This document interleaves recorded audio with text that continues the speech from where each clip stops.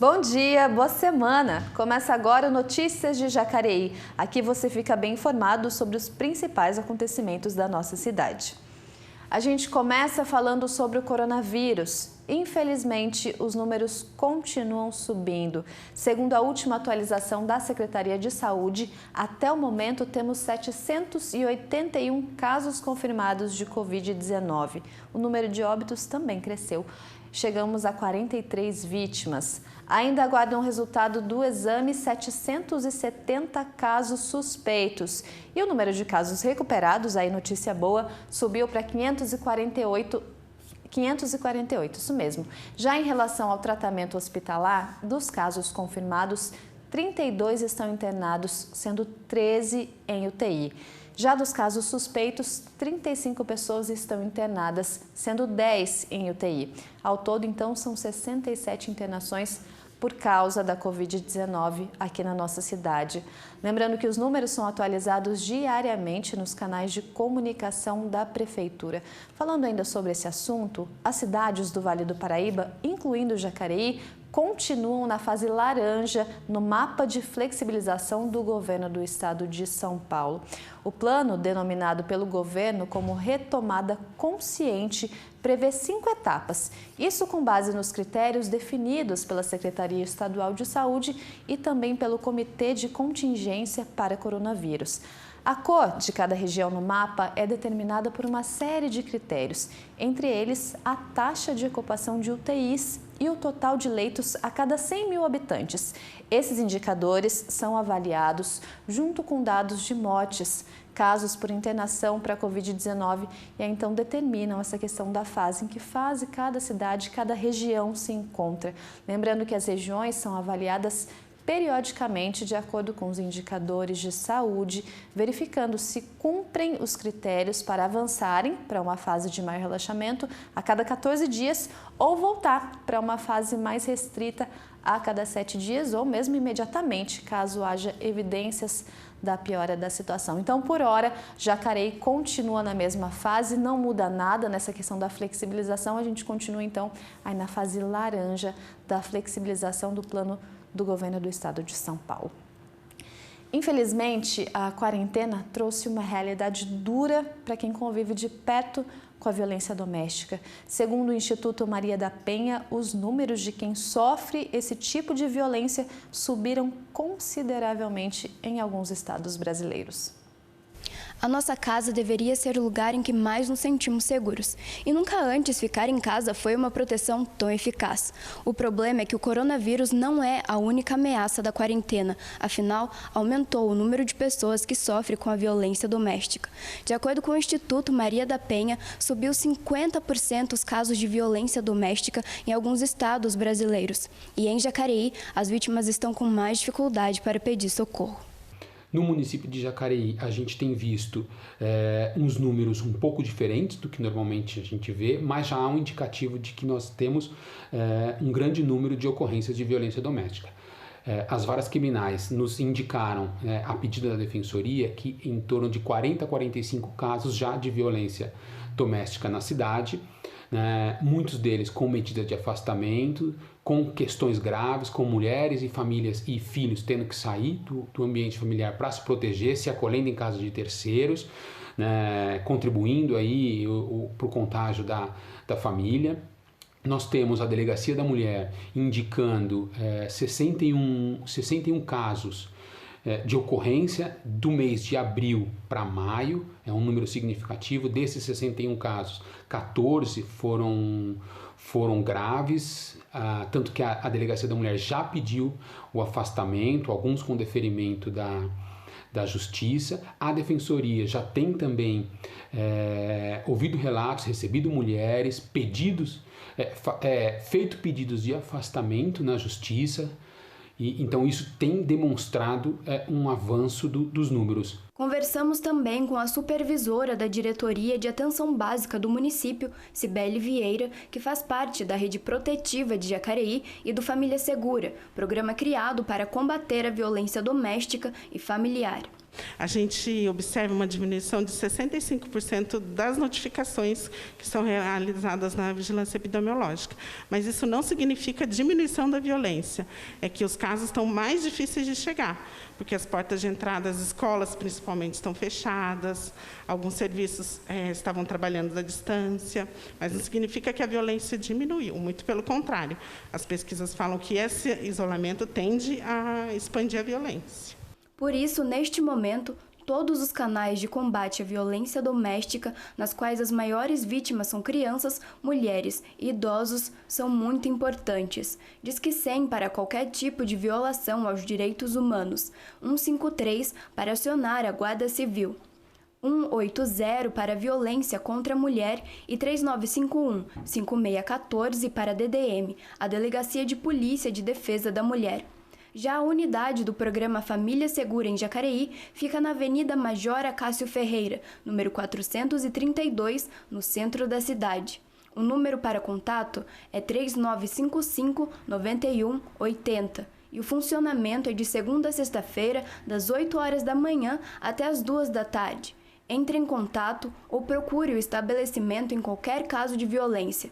Peça ajuda, denuncie. Bruno Miragaia, da Defensoria Pública, também enfatizou a necessidade da ação do poder público, criando medidas protetivas alternativas para este momento de pandemia. É preciso criar alternativas para que essa mulher, que está em violência, em 4 paredes, isolada, restrita da sua rede de proteção, acessível aos mecanismos ordinários de proteção da mulher, ela precisa hoje de uma alternativa. As instituições de justiça também precisam de uma alternativa para poder dar respaldo para essas mulheres. A gente tem acompanhado e o número de violência na cidade tem aumentado. Pela falta da causa-abrigo, eu acho que uma medida muito importante a ser adotada seria uma ampla divulgação, diferente daquela que era feita, uma ampla divulgação, uma divulgação casa a casa, principalmente nos focos maiores, nos ambientes de violência, nos assentamentos precários, a criação dos quartos de quarentena para a proteção da mulher, na medida em que elas não podem ficar num ambiente familiar, muitas vezes não conseguem ficar num ambiente familiar, elas precisam ter um local de proteção, eu não posso só buscar rede familiar e de amigos. E essa medida a gente tem buscado com a Prefeitura e acreditamos que os números sensibilizarão juntamente com as recomendações internacionais que têm seguido sobre o tema. Grande desafio, né? Mudando um pouquinho de assunto, agora a gente confere um pouco do trabalho realizado pelos vereadores aqui na Câmara Municipal.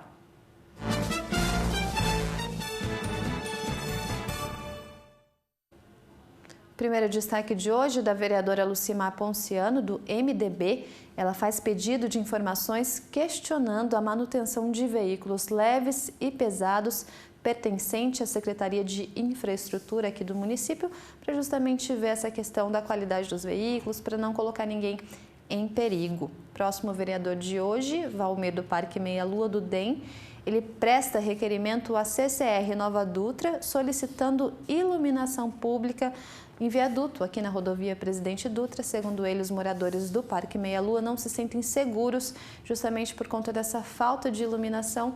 Então ele faz esse requerimento à CCR Nova Dutra, que é justamente a empresa concessionária pelo serviço aí da rodovia Presidente Dutra, que liga São Paulo ao Rio de Janeiro. Mais informações você encontra no jacareí.sp.leg.br. E Jacareí vai realizar o primeiro campeonato municipal de fundamentos técnicos virtual de judô. Para participar é preciso fazer um vídeo onde o atleta deve realizar uma apresentação de elementos relacionados e técnicas do judô. Isso, claro, sem a presença do adversário. Ele tem que fazer o vídeo sozinho. Podem participar atletas de Jacareí de todas as idades e também graduações. A avaliação será feita por uma banca examinadora de professores e técnicos de judô. Os resultados com os nomes dos vencedores será divulgado no dia 5 de agosto. Os 3 primeiros colocados vão receber então diplomas que serão enviados por e-mail e todos os inscritos receberão certificado de participação. Então, se você é atleta e está interessado em fazer parte desse campeonato de judô virtual, é possível encontrar o link para inscrição lá no site da Prefeitura e participar. E lembrando que o resultado sai no dia 5 de agosto. Falando agora de Brasília, o Senado analisa um projeto que determina diversas obrigações para as empresas de aplicativo de delivery, como, por exemplo, pagamento por hora mínima de trabalho e, segundo a proposta, as empresas teriam que prestar contas a cada 3 meses e, além disso, contribuir com 5% do faturamento para garantir outros direitos aos trabalhadores.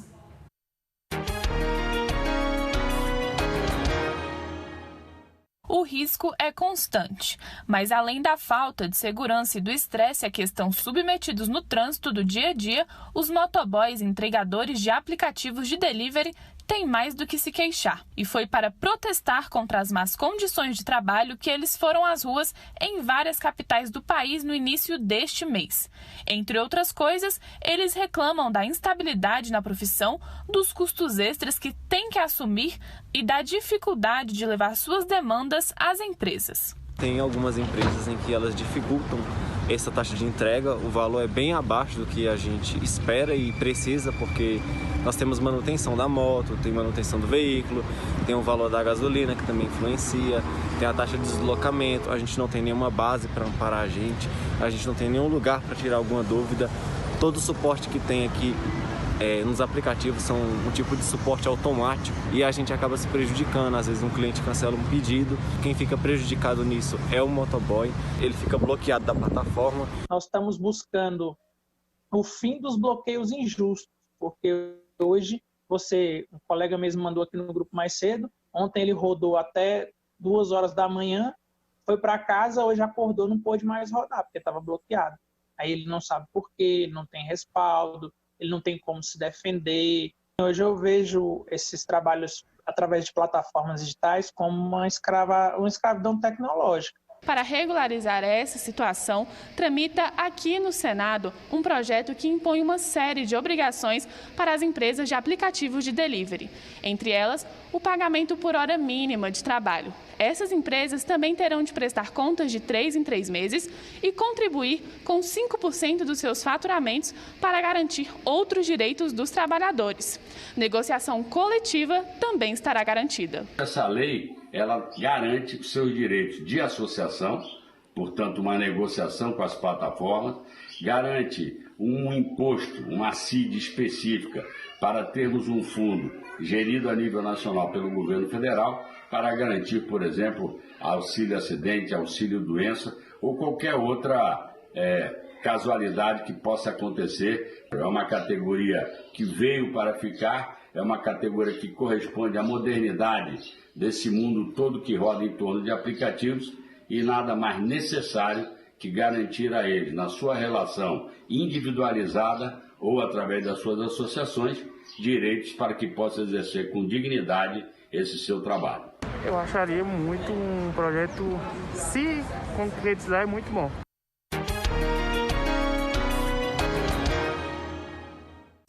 Agora a notícia é para quem está pensando em voltar a estudar. A Universidade Virtual do Estado de São Paulo, em parceria com a Prefeitura de Jacareí, está divulgando cursos online em tecnologia. São 52 mil vagas em 4 trilhas de aprendizagem, isso em parceria com escolas de tecnologia reconhecidas no mercado. Quem conclui os cursos online de tecnologia do Via Rápida pode continuar os estudos e buscar oportunidades de trabalho no setor. Então, se você tem interesse, as inscrições podem ser realizadas no site www.cursosviarapida.sp.gov.br. Repetindo que eu errei aqui no começo, cursosviarapida.sp.gov.br. Está aí a oportunidade para você, então, voltar a estudar nesse momento de pandemia.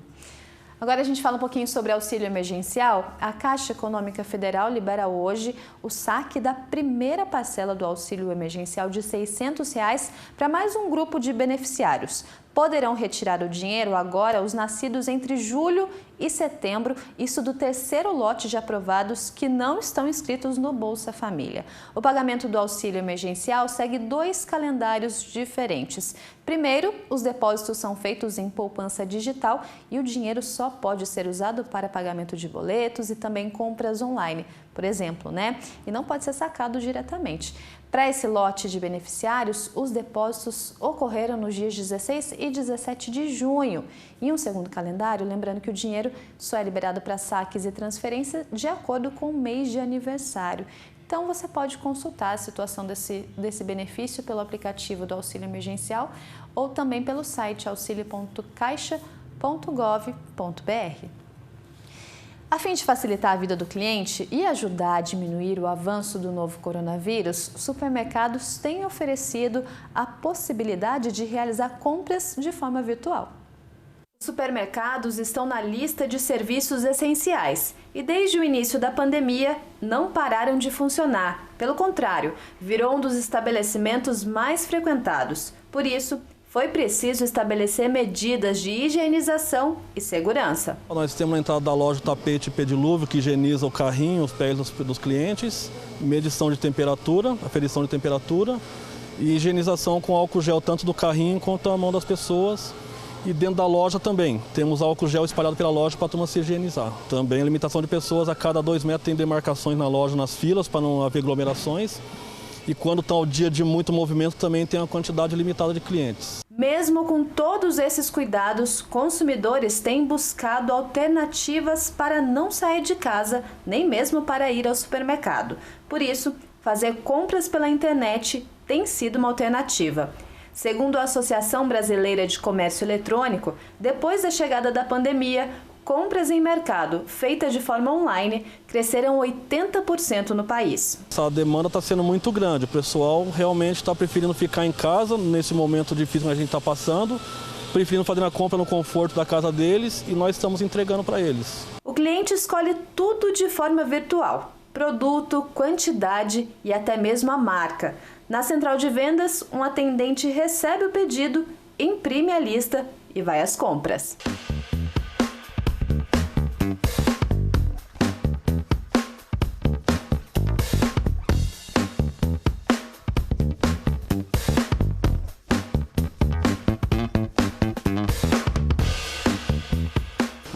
A gente tem 3 processos, né? Que são o atendimento, separação e o faturamento pedido do cliente.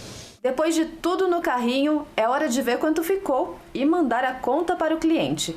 Depois do pagamento, é só esperar. O supermercado entrega tudo na porta de casa, um cuidando do outro.